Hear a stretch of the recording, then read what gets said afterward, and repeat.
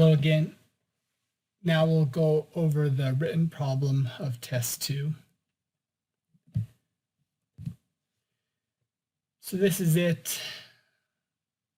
The gist of it is you have this room, 24 foot by 50 foot long by 12 foot tall.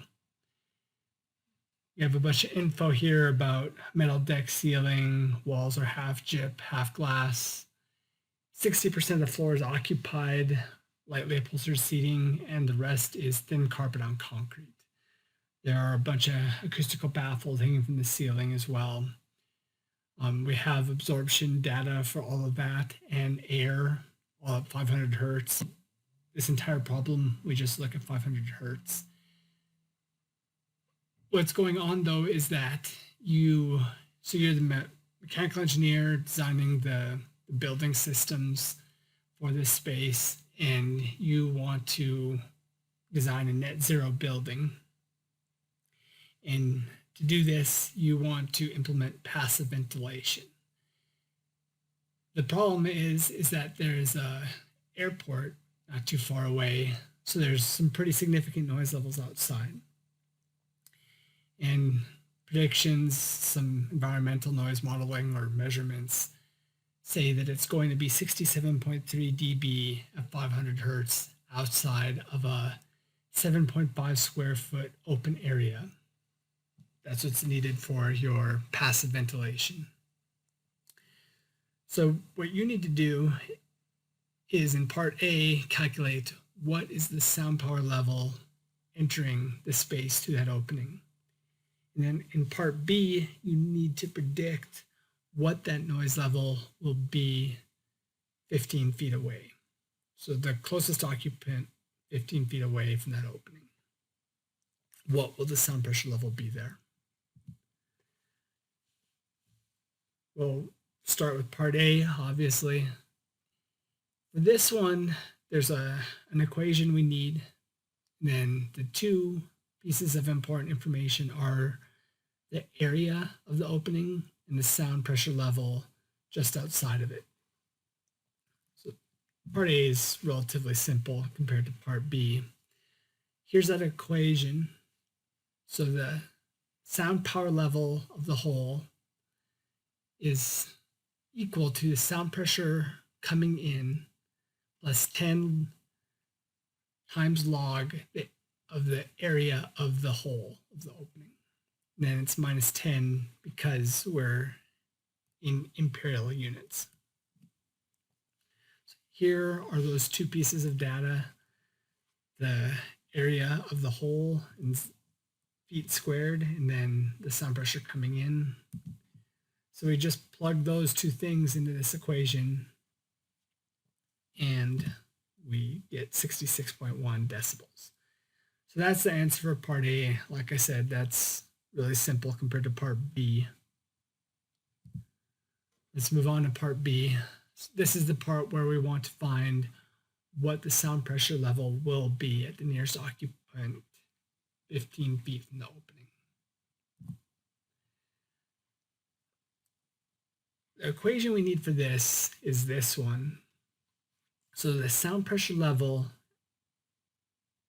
propagated to some distance in an enclosure is going to be equal to the sound power level of that source, which is our opening, plus the relative sound pressure level, this relative SPL. From part A, that sound power level will be our sound power level of the whole, which is 66.1 decibels. And then the relative SPL is going to be determined by this equation here. So 10 log, and then within parentheses on the left-hand side, we have the direct field where the sound level is going to be dictated more by the spherical propagation of the sound energy, that geometrical divergence of the energy. And then the second term, the 4 divided by R, that's going to be for the reverberant field.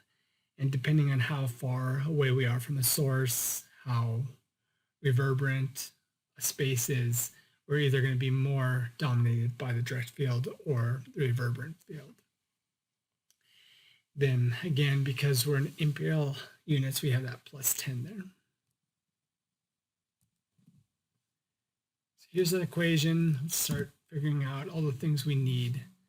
So the problem statement told you to do this problem 1 at 500 hertz, but then it told you to do it for Q equals 1. And I put that in there just because I thought there would be a lot of confusion about what Q should be. And I just wanted to talk about that a little bit more about, if we had a lot more detail on exactly where this opening is, we could maybe make a better estimate of what Q is. So Q equals 1, but we want to add a little more info. I want to show this. So say we have our wall. This is the exterior wall. And in that uppercase there, we have duct coming in. That duct extends enough out into the room where that opening, we have the sound power, or the sound radiating out like a sphere, like a point source. So in that case, Q would be equal to 1. And there are equations to determine, it's not exactly going to be a sphere. If you had that, it is going to be somewhat directional. It won't be just Q equals 1. It'll probably be a little bit higher than that. There are other ways of calculating that depending on, if you want to be normal to the face of that opening or at an angle. Maybe I'll show you some of those methods sometime soon. We haven't learned that yet. But just conceptually, in that case, we're closer to Q equals 1, closer to a point source or a sphere. But say that opening was just in the wall, which is probably the case of what it would be in this, if this space that we're talking about was actually designed, it'd probably just be an opening in the side of the wall. And in that case, then that energy is going to be radiating more hemispherically. So we would be more like Q equals 2. And that one might be the more appropriate one for this problem. But it could go even further than that. Say we were in a corner, say, just between two adjacent walls, then we could have a Q equal to 4. Or if we were up, say like near the ceiling or down near the floor, it's more like a 3-dimensional corner, we could have a Q of 8. So maybe Q of 2 would have been the best choice there, but I knew there's going to be confusion with that, so I just assigned, just to go with Q equals 1, and that's what we'll do for the rest of this problem. So we're back to this equation, and we have that Q equals 1. The problem tells us our D is going to be equal to 15 feet. Really, the only other thing that we need to calculate now is the R. But it is a pretty convoluted process to get that R. This is the equation for R. So we have the total area times the average absorption coefficient divided by 1 minus the average absorption coefficient. So we're going to need to determine the total area. We're going to need to determine the average absorption coefficient. And then we have two other things that are adding absorption to the space. We have those baffles that are hanging from the ceiling. We're going to need to treat those in a different way because it's not a surface area. And then we also have the absorption of the air. That's that 4mv term. And we can't, some of you said we should neglect the 4mv because it's a short distance. Well, for one, when you're in an enclosed space, we're talking about a receiver 15 feet from the source, but that reverberant field where this comes into play, that sound may have bounced around the room many times. So in this case, we should consider the air absorption. It's just in an outdoor environment where we're not considering a bunch of reflections around the room, that we can neglect it if it's lower frequencies or short distances. So we should include it. We're going to need to determine the absorption of the baffles and the air absorption. We'll do that on these next few slides. So first, we're going to start with the total surface area. We're going to need each of the individual surface areas. So we'll just calculate the surface areas of the ceiling, the floor, and the walls all separately. So we'll just take those dimensions of the room. The ceiling and the floor are both going to be 52 foot by 24 foot. But the floor is partially occupied, 60% occupied, and 40% carpet. So we need to take those portions of that 1,248 feet. We don't have to do that for the ceiling because it's all just that middle deck. The walls, so we need to take the height of the the width, say, of the two end walls, the length of the two side walls, and multiply that times the height of the room. We get 1,824. We know that half of that is glass and half of that is gypsum board or drywall or sheetrock or whatever you want to call it. So each of those will be 912 feet. But if we combine the total ceiling and the total floor with all the walls, we get 4,320 feet. So that is our S, sometimes with a sigma subscript. So the total surface area. Then next is that mean absorption coefficient.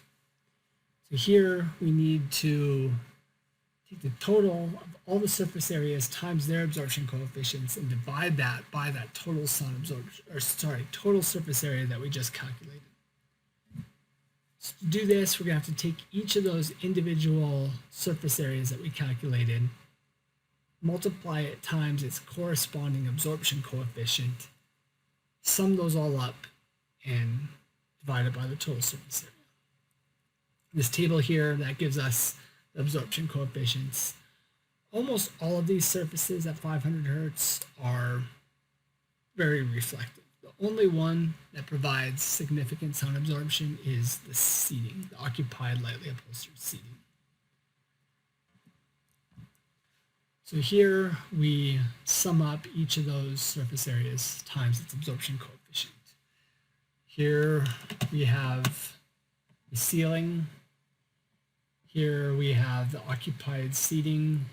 Here we have the carpet, thin carpet on concrete. A lot of people think carpet will provide a lot of absorption, but that thin carpet really doesn't. At higher frequencies it does some, but down here it's next to nothing. And here we have one of these is the gypsum board. I think this is the gypsum board and this is the glass. Yeah, gypsum board and glass. So here are each of the values for each of those. We sum them up.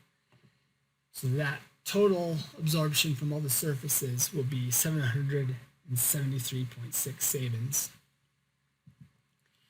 And then if we divide that by the total area, like this equation says here, then we get the average absorption coefficient, which is 0.179.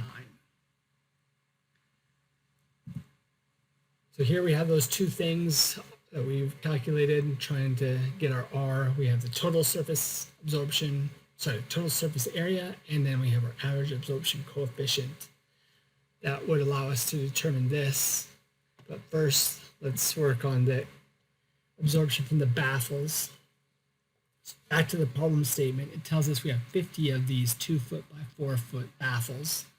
And each baffle, each one of those baffles of those dimensions provides 10.21 Sabins.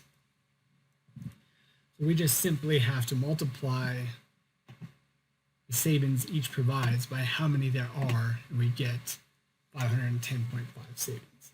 So that is another very significant contribution to the absorption in the room. It is almost as much, it's what, 2/3 as much as the entire rest of the room, including all the people, provides. So that's a lot. There it is with the rest of our data.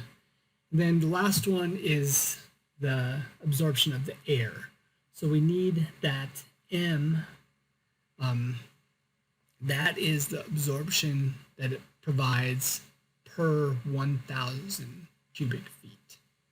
Maybe the M is used there because milli, or 1,000, maybe that's where that comes from. But M is used.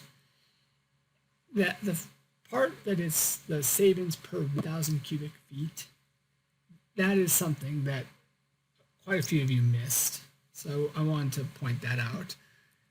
So what you need to do, right there in the red circle, you need to calculate the total volume, just multiplying the 3 dimensions of the room. We get almost 15,000 cubic feet. So then here we multiply that times 4, and then we multiply that times the M divided by 1,000. If we do that, we get 29.4 Sabins for air absorption.